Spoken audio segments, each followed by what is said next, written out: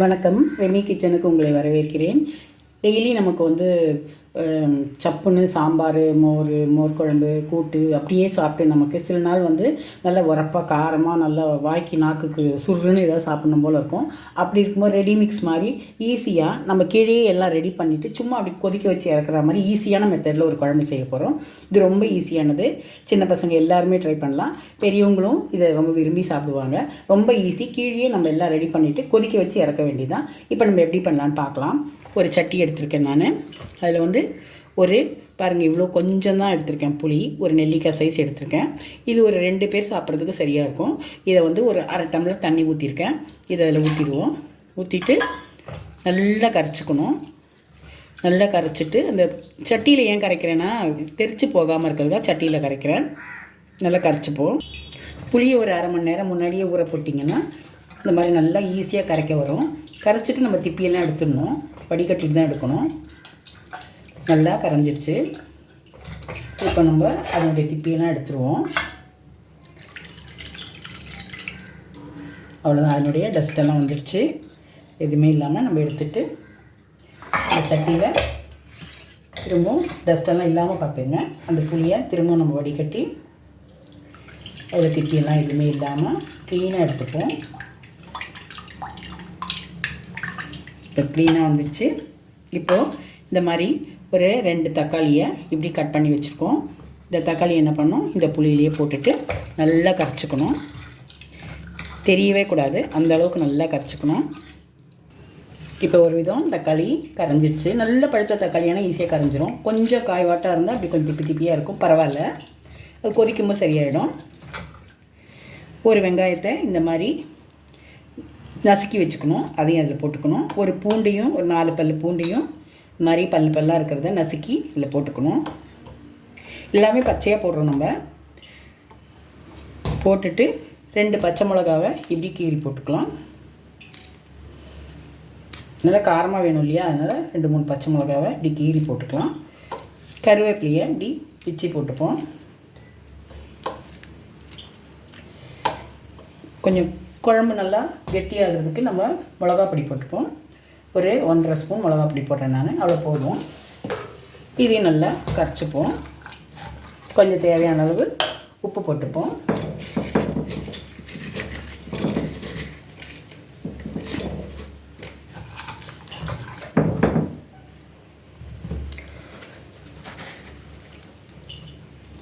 போதும். உப்பு கல்லுப்பு தான் நான் போடுறேன். இப்போ நல்லா கரைச்சிப்போம். இப்படி கிரேவி ஆகிடும். இப்போ நம்ம எல்லாமே இந்த மாதிரி கரைச்சி வச்சுட்டோம். இப்போ பாருங்கள், நல்லா திக்காக நல்லா குழம்பாக இருக்குது. இதை நம்ம ஸ்டவ்வில் வைக்க போகிறோம். நமக்கு இவ்வளோ கட்டியாக வேண்டாம்னா கொஞ்சமாக தண்ணியை அதில் விட்டுப்போம். இப்போ கரெக்டாக குழம்பாகிடும். நமக்கு கரெக்டாக ஒரு குழம்பு கொதிக்கிற அளவுக்கு கரெக்டாக இருக்கும். பாருங்கள், இதை நல்லா கொதிக்க வைக்கணும். இப்போ நம்ம ஸ்டவ்வை பற்ற வச்சுப்போம். நான் இந்த சேப்பக்கிழங்கு போட்டு தான் பண்ண போகிறேன். இப்போ குழம்பு நல்லா கொதிக்கட்டும். அதில் உப்பெல்லாம் போட்டுட்டோம், மிளகா பொடியெல்லாம் போட்டுட்டோம். இந்த குழம்பு நல்லா கொதிக்கணும். அது கொதிக்கட்டும். அதுக்குள்ளே பக்கத்தில் நம்ம ஒரு கடாயை வச்சுட்டு பொரிக்க வேண்டியதை பொரிச்சுப்போம். பக்கத்தில் குழம்பு கொதிச்சிட்ருக்கு. நம்ம கடாய் வச்சுருக்கோம். இந்த கடாயில் நான் எங்கள் வீட்டு செடி, இங்கே ஒரு தொட்டியில் நான் செடி வச்சுருந்தேன். சேப்பக்கிழங்கு தன்னால் முளைச்சது தான். ஏதோ பழசு ஏதோ சேப்பக்கிழங்கு நான் போட்டது முளைச்சிருந்தது. அது ரொம்ப நாளாகி வாடி போய் கொஞ்சம் வெயிலெல்லாம் அதிகமாக இருக்குது. நான் கண்டுக்காமல் விட்டுட்டேன். அதில் என்ன இருக்க போகுதுன்னு சொல்லிட்டு திடீர்னு இப்போ ரொம்ப வெயிலாக இருக்கே, செடியெல்லாம் காயுதே சொல்லிட்டு எடுத்து பிடுங்கி பார்த்தா ஒரு 1/4 கிலோ அளவுக்கு, ஒரு 200 கிராம் அளவுக்கு சேப்பக்கிழங்கு இருந்துச்சு. நம்ம வீட்டு சேப்பக்கிழங்கு இது. அது சரி, அது இப்படி ஒரு ரெடி மிக்ஸ் குழம்பு மாதிரி ஒன்று பண்ணி பார்ப்போன்னு தான் நான் இப்போ பண்ணுறேன். இப்போ நான் எண்ணெய் காயுது இல்லையா, இந்த எண்ணெயில் இந்த சேப்பக்கிழங்கு போட்டுப்போம். சேப்பக்கிழங்கு வேக வச்சு கட் பண்ணியிருக்கேன். இதை நல்லா செவக்க வறுக்கணும். கொஞ்சம் வறுபடட்டும், கொஞ்சம் அப்படியே முருகின அப்புறமா எடுத்து போடலாம். அது வறுபடுறதுக்குள்ள நம்ம குழம்பு எப்படி இருக்குன்னு பார்ப்போம். குழம்பு பாருங்கள், நல்லா கொதிக்குது. நல்லா கொதிக்கணும். ஏன்னா பச்சை வாசனை எல்லாம் போகணும் இல்லையா, எல்லாமே பச்சையாக போட்டுருக்கோம். அதனால் நல்லா கொதிக்கணும். கொதிக்கிற வரைக்கும் நம்ம பொறுமையாக இருக்கும். கொதிக்கட்டும். சேப்பக்கிழங்கு சாதாரணமாக நம்ம புளிக்குழம்புலலாம் வச்சோம்னா கொஞ்சம் வழுவழுப்பு தன்மை இருக்கும். இப்படி வறுத்து போட்டிங்கன்னா வழுவழுப்பு தன்மை இருக்காது. இதே மாதிரி எல்லாமே கீழே கரைச்சிட்டு நம்ம போட்டால் உப்பு காரம்லாம் எப்படி இருக்குன்னு நம்ம கீழே பார்த்துடலாம். உப்பு காரம் அதிகம் ஆகாது. ஈஸியாக நம்ம வந்து சமையலை வந்து முடிச்சிடலாம். அதுக்காக தான் இப்போ நம்ம அவசரமாக ஏதாவது செய்யணும், அவசரமாக யாராவது வராங்க, இல்லை எதனா அவசரமாக ஏதாவது செய்யணும்னா அந்த டைம் வந்து எல்லாம் வதக்கி செய்ய லேட் ஆகும்னா சட்டுன்னு எல்லாமே கீழே வச்சு அப்படியே எல்லாத்தையும் கரைச்சிட்டு உப்பு காரம்லாம் பார்த்துட்டு கொதிக்க வச்சுட்டு இந்த மாதிரி பொரிச்சு போட்டிங்கன்னா முடிஞ்சிடும். இந்த மாதிரி வெண்டைக்காவை பொரிச்சு போடலாம், கத்திரிக்காவை பொரிச்சு போடலாம், உருளைக்கிழங்கை பொரிச்சு போடலாம். இந்த மாதிரி எந்த காய் வேணால் நம்ம காரக்குழம்பு மாதிரி வைக்கிற எந்த காய் இருந்தாலும் இந்த மாதிரி பொரிச்சு போட்டால் ரொம்ப நல்லாயிருக்கும். முருங்கைக்காய் முடியாது, ஏன்னா முருங்கைக்காய் வேக வைக்கணும். வறுபடுற மாதிரி இருக்க காய்களை இந்த மாதிரி பொரிச்சு போட்டால் நல்லாயிருக்கும்.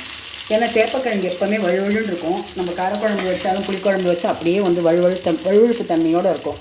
இப்படி பண்ணிங்கன்னா உங்களுக்கு வழுவழுப்பு தன்மை இருக்காது. அது முருகலாக இருக்கும். எடுத்து சாப்பிட்றதுக்கு அது புளி காரம் உப்பெல்லாம் அது ஏறும்போது இன்னும் நல்ல டேஸ்ட்டாக இருக்கும். அதுக்கு தான் நான் இந்த மெத்தட் உங்களுக்கு காமிக்கிறேன். ரொம்ப ஈஸியான மெத்தட் இது. எல்லாருமே ட்ரை பண்ணலாம். ட்ரை பண்ணிங்கன்னா எல்லாருக்குமே ரொம்ப பிடிக்கும். பாருங்கள், கொதிக்கட்டும். நம்ம குழம்புல வந்து மஞ்சப்பொடி போடல. இது வறுபடும்போது கொஞ்சம் மஞ்சப்பொடி போடுவோம். மஞ்சப்பொடி போட்டால் கொஞ்சம் அடி பிடிக்காது, சீக்கிரம் உருகும். அதுக்காக இது வறுக்கும்போது நம்ம இதில் போட்டுப்போம். அதே மாதிரி இதில் உப்பு நம்ம அதிகமாக போடல.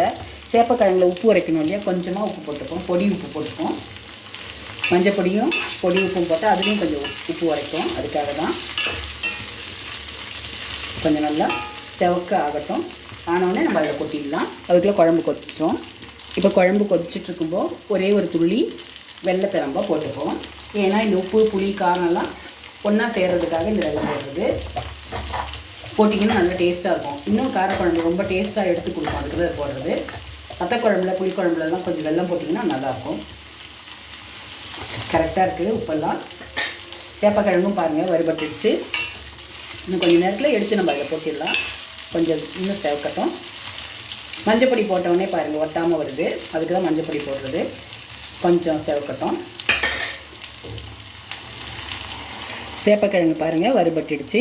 இப்போ நம்ம ஸ்டவ் ஆஃப் பண்ணிவிடுவோம். அந்த கடாய் சூடுலேயே இன்னும் கொஞ்சம் கூட அது வறுபடட்டும், செவக்கட்டும். அதுக்காக நான் வச்சுருக்கேன். ஏன்னா இரும்பு கடாய் இல்லையா, சூடு இருக்கும். சூடை வேஸ்ட் பண்ண வேண்டாம். கொஞ்சம் கூட முருகோது, அதுக்காக நான் அப்படி வைக்கிறேன். ஸ்டவ் ஆஃப் பண்ணிட்டேன் நான். குழம்பும் நல்லா கொதிச்சிட்ருக்கு.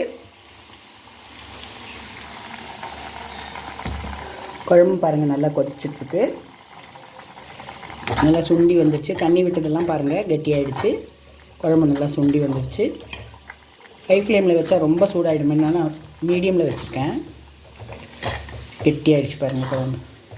தண்ணி விட்டதே தெரியல பாருங்கள். அது வெங்காயம் எல்லாம் அந்த புளியோட காரத்தோடு சேர்ந்து நல்ல டேஸ்ட்டாக வரும். எல்லாம் ரொம்ப கரெக்டாக இருக்குது. இப்போ நான் வந்து இந்த வறுத்த சேப்பக்கிழங்கை இந்த குழம்புல போட்டுறேன். ஸ்டவ்வை சிம்மில் வச்சுட்டு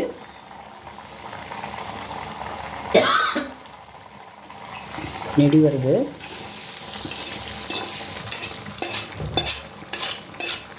அவ்வளோதான், பொரிச்ச குழம்பு, சேப்பக்கிழங்கு பொரிச்ச குழம்பு ரெடி ஆகிடுச்சு. இதுக்கு மேலே நம்ம கொஞ்சம் கடுகு வறுத்து போட்டலாம். கிழங்கும் இந்த குழம்புல கொஞ்சம் நேரம் வேகட்டும். அப்போ தானே அதெல்லாம் புளியெல்லாம் பிடிக்கும். அதுக்காக சிம்மில் வச்சுட்டு கொஞ்சம் நேரம் வைங்க. ரொம்ப நேரம் வைக்க வேண்டாம், ஒரு 5 நிமிஷம் வச்சா போதும். அப்புறம் அதுக்குள்ளே கடுகு தாளிச்சிடலாம். கடுகு நான் தேங்காய் எண்ணெயில் தாளிக்கிறேன் வாசனைக்காக.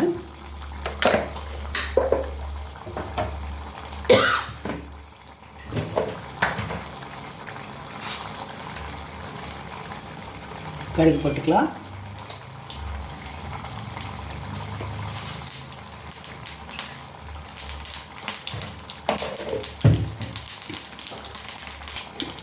இப்போ ஸ்டவ் ஆஃப் பண்ணிட்டேன். குழம்போட ஸ்டவ் ஆஃப் பண்ணிட்டேன். ஏன்னா வந்து அதிகமாக சூடாக வேண்டாம், கெட்டியாகிடும். இப்போ கடுகு வறுத்துட்டு கடுகு வெடிச்சிருச்சு. நான் வெந்தயம் போட்டேன். வெந்தயம் போட்டு ஸ்டவ் ஆஃப் பண்ணிட்டேன்.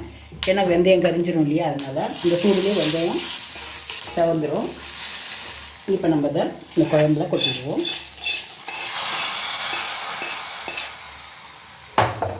அவ்வளோதான், சேப்பக்கிழங்கு பொரிச்ச குழம்பு எவ்வளோ நல்லா இருக்கு பாருங்கள். இது கூழெல்லாம் சாப்பிட்றதுனாக்கா கூழுக்கெல்லாம் நல்லாயிருக்கும்.